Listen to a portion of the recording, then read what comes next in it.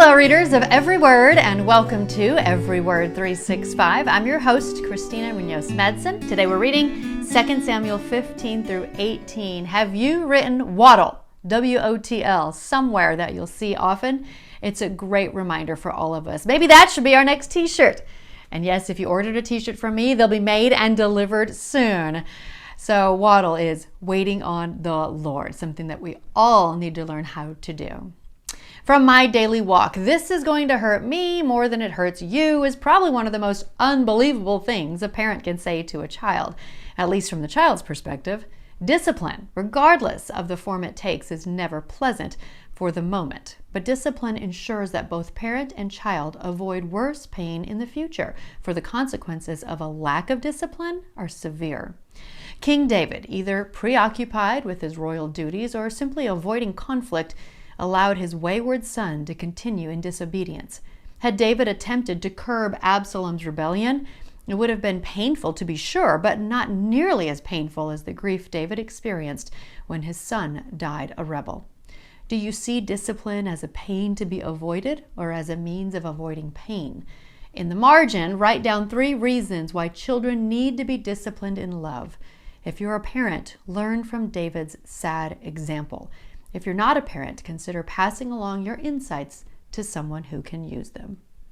I'm pretty sure this is the first time I have shared an entire daily walk, but that is so good.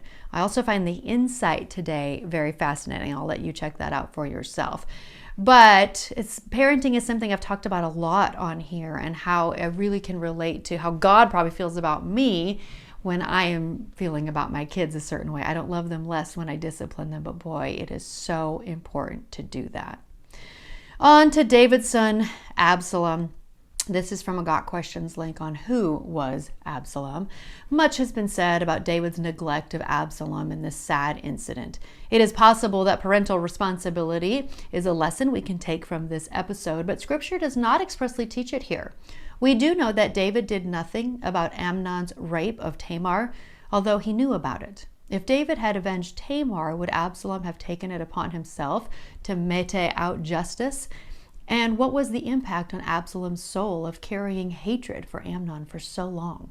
We don't know the answers to those questions, but it seems that David's inaction had a detrimental effect in Absalom's life. What can we say with certainty? Well, that is, pride goes before the fall. If you're not familiar, that's in Proverbs 16:18. Absalom's self-promotion led to nothing. Also, God is sovereign. God foiled Absalom's plan to overthrow his father's kingdom. All events are settled in eternity, and nothing, not even the Absaloms of the world, can thwart the power of God to do as he pleases in history. I hope that makes you feel a little bit better. But regardless of what David could have or should have done, our reading ends with the genuine devastation of a parent who had lost a child. If any of you have been through that, I'm sure you could relate, and I pray all of us will go before our children.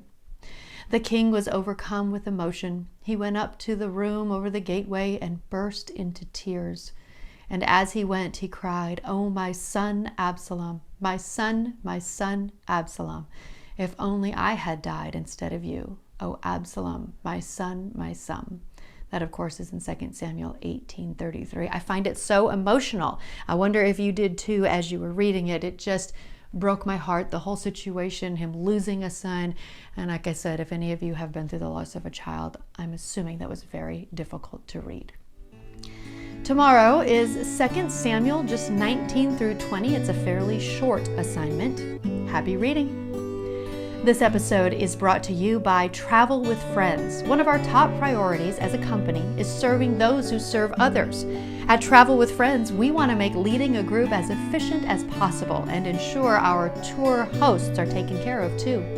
Let us help you with the logistics of your tour so you can also enjoy the experience.